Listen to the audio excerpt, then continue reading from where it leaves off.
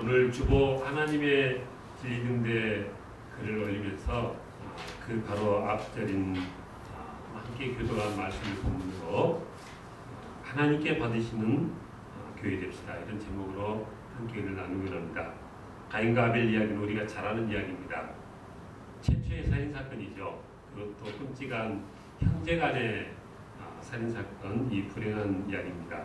근데 우리가 읽어서 아는 것처럼 이런 사건이 있게 된 원인이 하나님께서 누구의 제사를 받으시고 누구의 제사를 받지 않으시고 해서 되어진 거죠. 그래서 어떤 사람들은 그렇게 생각합니다.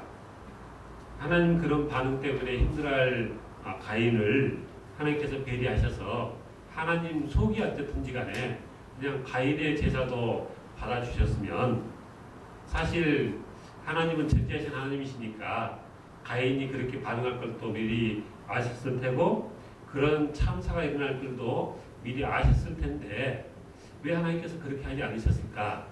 그렇게 생각이 들음직도 합니다. 그래서 어떤 사람은 그렇게도 말하고요. 근데 우리가 성경에 보면 우리가 믿는 하나님은 조금 우리 젊은 사람들 하는 말로 좀 까칠한 면이 있으세요. 그래서 안 되는 것은 안 되세요. 그래서 가인의 제사 받아줄 수도 있는데 우리 생각은 그렇지만은 성경 보면 그렇지 않으시더라고요. 그래서 가인이 그렇게 분해하고 결국은 살인을 저지를 그런 상황인 것을 하나님께서 모르시지 않으셨을 것 같은데도 하나님께서 가인의 제사를 받지 않으시고 아벨의 제사만 받으셨습니다. 그래서 많은 사람들이 왜 하나님께서 가인의 제사는 그리고 가인과 그의 제물을 받지 않으시고 아벨과 아벨의 제물을 받으신 것인가? 그래서 우리가 자주 듣는 유행하는 대답은 무엇입니까? 아벨은 피 흘림의 제사였는데 가인은 피 흘림이 없는 제사에서 하나님이 이 가인의 제사를 받지 않으신 것이다, 그렇게 해석을 합니다. 제가 이렇게 말하면은 뉘앙스가 맞다는 말이에요, 틀리다는 말이에요? 틀리다는 말이죠. 그죠? 그러니까 많은 부흥 강사분도 그렇고 이 모든 이 구약의 제사는 신약 예수님의 십자가의 그 피 흘리심의 예표인데, 그러니까 모든 제사는 다 피 흘림이 있어야 된다. 그런 면에서 가인이 한 제사는 합당치 못한 것이었다, 이렇게 설명합니다. 그런데 우리가 레위기서에 보면 제사 중에 무슨 제사도 있어요? 곡식으로 드리는 소제도 있는 거예요. 그러니까 제사라는 것이 다 피 흘림의 그 제사만 하나님께서 받으시는 제사가 아니라는 거죠. 그런 해석은 잘못된 것이고요. 우리가 교독했던 것처럼 왜 하나님께서 가인의 제사를 받지 않으셨는지 그 대답이 6절 이하에 나와 있습니다. 6절, 7절 한번 함께 읽겠습니다. 시작.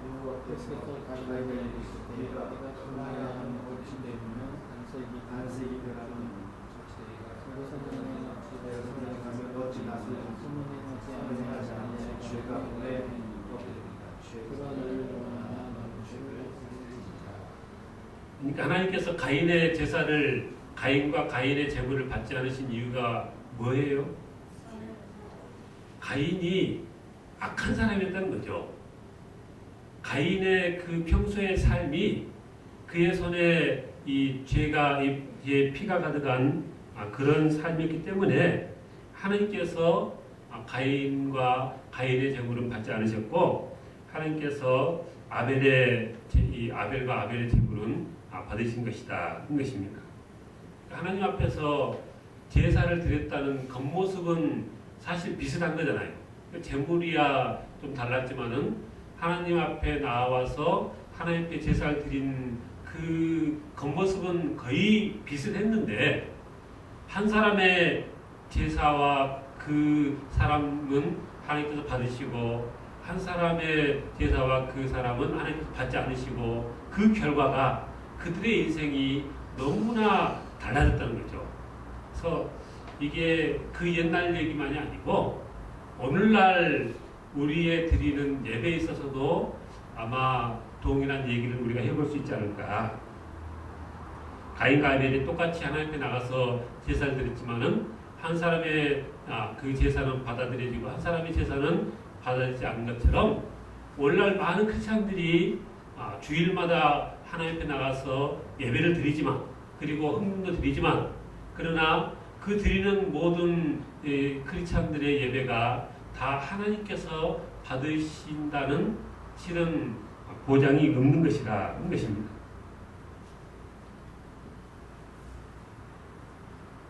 많은 교회들이 얼마나 화려한 이 건물의 예배당에 또 세상적으로도 유력한 사람들이 모여서 예배를 드립니까만 그러나 하나님께서 보시기에 합당치 않으면 아무리 웅장한 예배당에서 좋은 음향시설로 예배를 드려도 하나님께서 이미 이 버린 하나님께 합당하지 않은 자의 예배는 가인의 이 제사처럼 받아지지 않는 것이고요.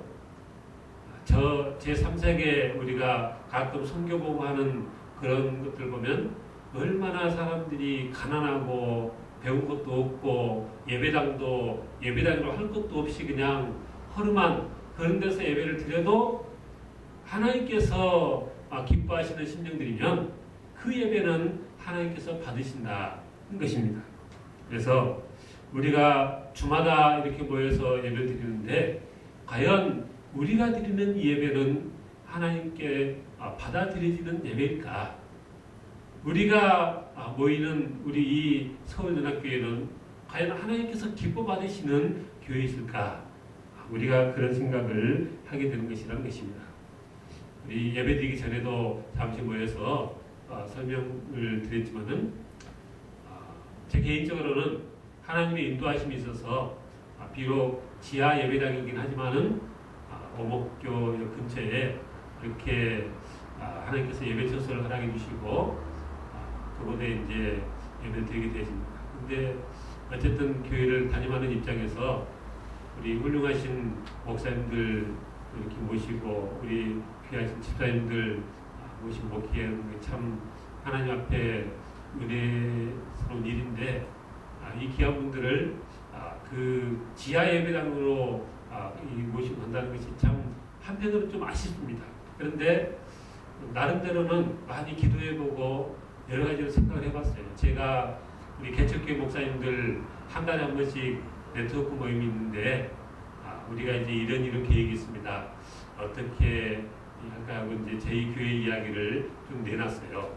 그러니까 거기서 얘기를 들어보니까 그 같이 참여하는 목사님들 교회 중에 보면 이 교회를 시작하면서 너무나 이 부담이 되게 시작하셔가지고 그 대출 받은 거 이자 갚느라고 나중에 원금도 못 갚고 해가지고 몇 년 동안 아주 고생하는 것을 옆에서 지켜보면서 나는 나중에 그런 상황이 되면은 그런 선택은 하지 않아야 되겠다. 그러면 목회자도 힘들고 그것 때문에 교인들도 힘들고 그렇더라고요. 사실 우리 목사님들하고 얘기하는데 그랬어요. 큰 교회 예배당 건물이어도 다 지하에 내려가면 교육관도 있고 식당도 있고 다 있잖아요. 그죠? 그러니까 우리는 이제 일단 뭐 그렇게 생각하고 제 개인적으로 생각할 때 무슨 생각이 나냐면 우리 초대교회 선배 목사님, 선배 성도님들은 카타콤에서도 평생을 지냈는데 그저 뭐 우리가 일주일에 한 번 예배 드리는 거 얼마든지 또 사실 가보면 굉장히 또 시설은 잘 해놨더라고요. 그래서 얼마든지 우리가 그런 정도는 감당할 수 있겠다 싶고요. 어느 한 목사님 그러시더라고요. 목사님 실은 그게 그렇게 문제가 되는 게 아닙니다. 저희 교회가 20년 가까이 지금 목회를 해오는데 그 시설이 좋은 데서도 하고 또 어떤 때 형편이 안 돼가지고 지하교회 정말 그 머리를 숙이고 들어가야 되는 그런 예배당에서 좋은 교회에서도 한 2, 3년 있고 했는데 나중에 지내놓고 보니까 그 계단 내려가는데 너무 낮아가지고 고개를 숙이고 들어가야 되는 그 지하교회일 때 정말 은혜가 넘쳤고 거기서 열 몇 명 부흥도 하고 목사님 그랬습니다. 그러니까 그냥 이 하나님의 은혜는 이 하나님께서 인도하심에 따라 다른 거니까 굳이 너무 그렇게 사실 그렇잖아요. 현대는 우리가 다 아는 것처럼 한 20년, 30년 전만 해도요. 예배당 건물만 잘 지어놓으면은 성도들은 자동으로 들어온다. 그런 때가 있었어요. 그렇습니까? 안 그렇습니까? 그랬잖아요. 근데 한 20년 세월이 지나면서 이제 시대가 달라졌어요. 왜냐하면 모든 교회마다 다 예배당을 아름답게 그냥 대리석으로 쫙 지어놓으니까 이제는 뭐 예배당 건물이 좋다고 감탄해서 그리 가는 경우는 잘 없잖아요.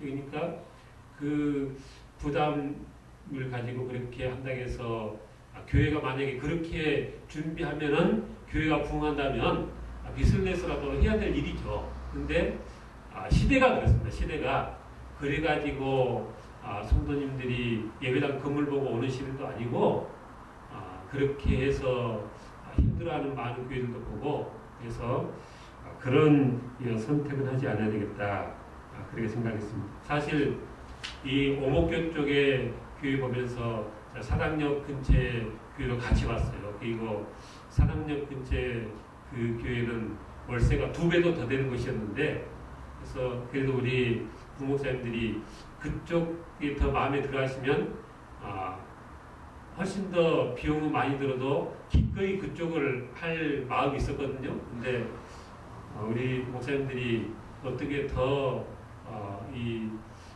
오목교 쪽의 교회에 굉장히 더 점수를 많이 주시더라고요. 그래서 이것도 하나님의 인도하심이 있으신 걸로 저는 이렇게 마음이 받아들이고 하나님께서 인도하신 대로 그렇게 결정됐습니다. 바라기는 우리가 이제 앞으로 한 달 정도 안 돼서 그쪽에 가서 이제 예배를 드릴 텐데 바라기는 우리 서울연합교회가 드리는 예배가 하나님께서 이 받으시는 아벨의 그 제물처럼 그런 이 예배가 돼야 되겠다는 것입니다. 어떻게 할 때 하나님께서 받으시느냐? 하나님께서 아벨과 그의 제물을 받으시고 가인과 그의 제물을 받지 않으셨는데 문제가 무엇이었느냐? 보니까 그게 제물 자체가 아니고요. 그 제물을 가지고 나와서 제사를 드리는 사람에게 문제가 있더라는 것이죠.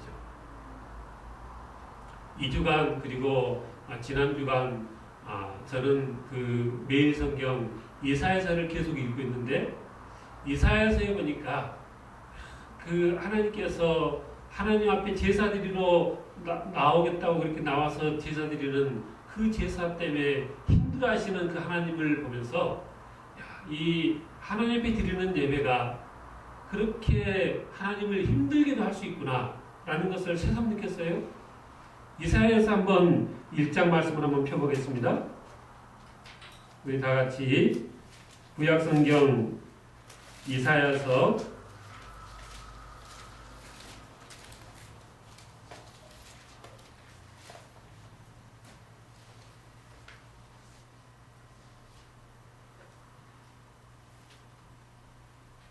10절 말씀해 보니까 너희 소돔의 간원들아 여호와의 말씀을 들을지어다 너희 고모라의 백성아 우리 하나님의 법에 귀를 기울일지어다 11절 함께 있습니다. 시작.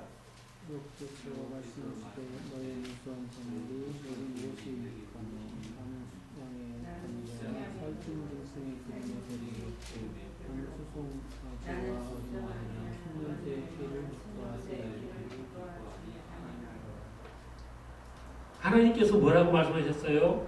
너희의 무수한 재물이 내게 무엇이 유익하냐? 원래 하나님께서는 우리의 예배를 받으시길 기뻐하시는 하나님이신데 도대체 상황이 어떻게 돼서 하나님께서 이렇게 말씀하시는 건지 하나님께서 뭐라고 하셨냐면 너희의 무수한 재물이 내게 무엇이 유익하냐? 나는 수송아지나 어린 양이나 순념새 피를 기뻐하지 아니한다. 13절에 보니까 헛된 재물을 다시 가져오지 말라 그랬어요. 분향은 내가 가증히 여기는 바라. 그렇게도 말씀하셨고요. 월삭과 안식일과 대로 모이는 것도 그러하니 하나님께서 그렇게 드려지는 제사가 하나님이 그것을 감당하기가 힘들 정도로 너무나 힘들었다는 것이죠. 근데 그렇게 힘드셨던 이유가 뭐냐?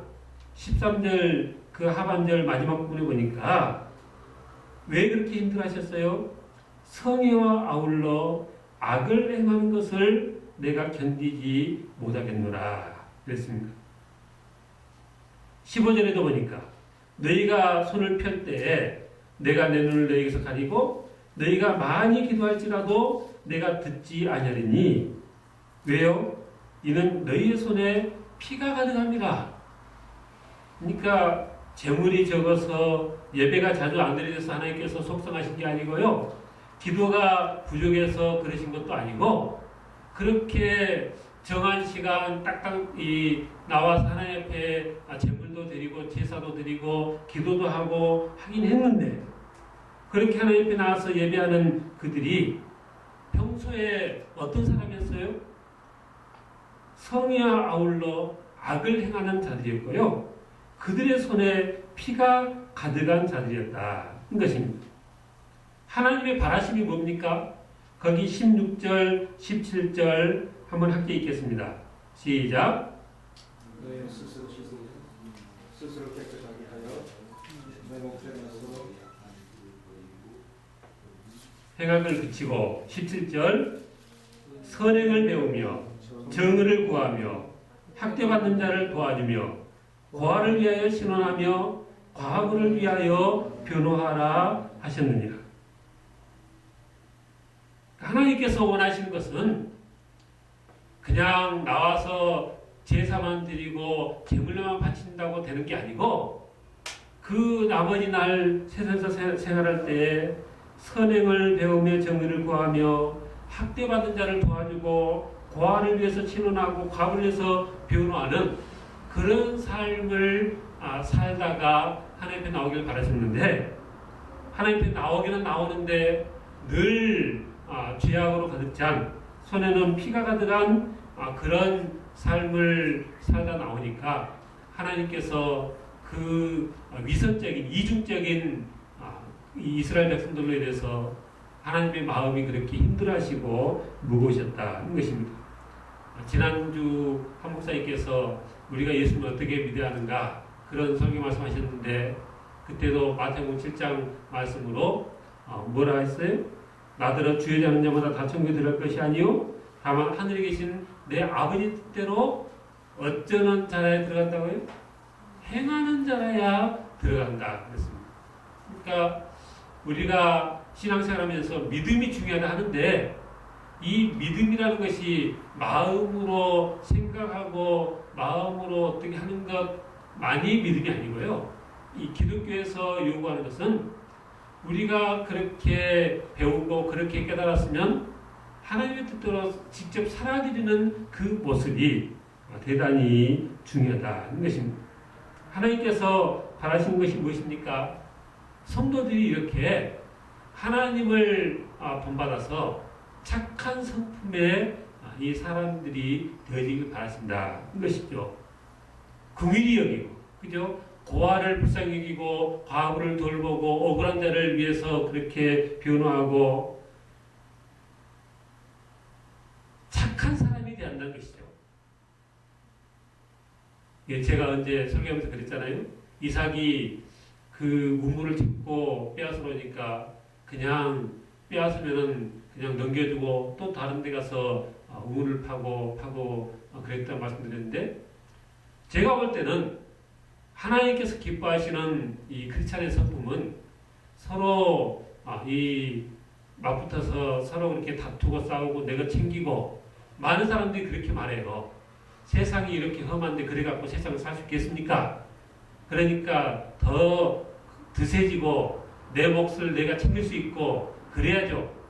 근데 성경 보니까 그게 아니더라고요.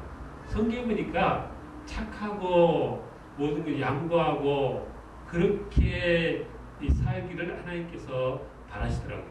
설교 준비하면서 제가 제 옛날 생각을 했습니다. 제가 학생 시절 30대 때는요, 저 서울역 광장 같은 데 가면은요, 여지없이 어김없이 구걸하는 사람들이 와가지고 꼭 저한테 돈을 달래요. 저기 갑자기 그 지갑을 잃어가지고 제가 어디 고향을 내려가야 되는데 10,000원만 주면은 보태가지고 내려가겠다는 둥. 이상하게 꼭 저한테만 오는지 모르겠어요. 근데 요즘은 제가 서울역도 자주 가진 않지만은 하여튼 요즘은 그렇게 구걸하는 사람이 더 없어서 그런지 모르지만은 요즘 좀 덜해요. 그래서 그게 내가 더 세월이 지나면서 사람이 영양해져서 그 사람들 보기에 덜 어수르게 보여가지고 그런 사람이 들어오는가 그런 생각을 해봅니다. 근데 좀 우리 믿는 사람들이요, 좀 세상 사람들 볼 때는 좀 어수룩해 보이고 좀 만만해 보이고 그냥 우리 흔히 하는 말로 물로 보여서 그냥 그런 모습으로 우리가 사람들에게 좀 비춰지는 좀 순한 착한 그런 성품의 사람들이어야 되겠다 하는 것입니다. 교회도 그래요. 우리가 예배 마치고 갈 때 저 서울대 입구역 지나가다 보면 지금은 이제 조금 사태가 수그러든 것 같은데 어느 교회예요. 교회 입구에 까만 옷 입은 청년들이 다 경호하고 이 사람들 드나드는 사람들을 체크하던 그런 교회가 있었어요. 얼마나 교회들끼리 한 교회 안에서 성도들끼리 박이 터지게 싸우고 그 프랜카드 걸어놓고 그러는지 이 교회들도 정말 싸움을 그냥 이 주의 이름으로 막 싸우잖아요. 그죠? 그냥 죽을 각을 하고 싸웁니다. 근데 성경을 보면 그렇지가 않습니다. 하나님께서 기뻐하는 성품의 사람들은 착한 사람들, 불쌍한 이 어려운 사람들 불쌍히 여기는 한 목사님이 라이프 사역을 한 20년 그렇게 하셨는데 그 시작하신 동기가 뭔지 아세요? 목사님 자신이 그 런던 바이블 칼리지 가서 1년 있을 때 당신 자신이 그렇게 힘들고 외롭고 그래서 한국에 이제 다시 돌아오셔가지고 우리나라에 와 있는 그 신학생들도 참 너무 힘든 이 삶이구나. 그래서 이제 그분들을 위로하고 싶은 마음에서 시작된 것이 그 라이프 사역이었고 하나님께서 그 사역을 기뻐하시니까 평생 그렇게 큰 사역을 할 수 있게끔 그렇게 복을 주셨다. 그렇게 생각합니다.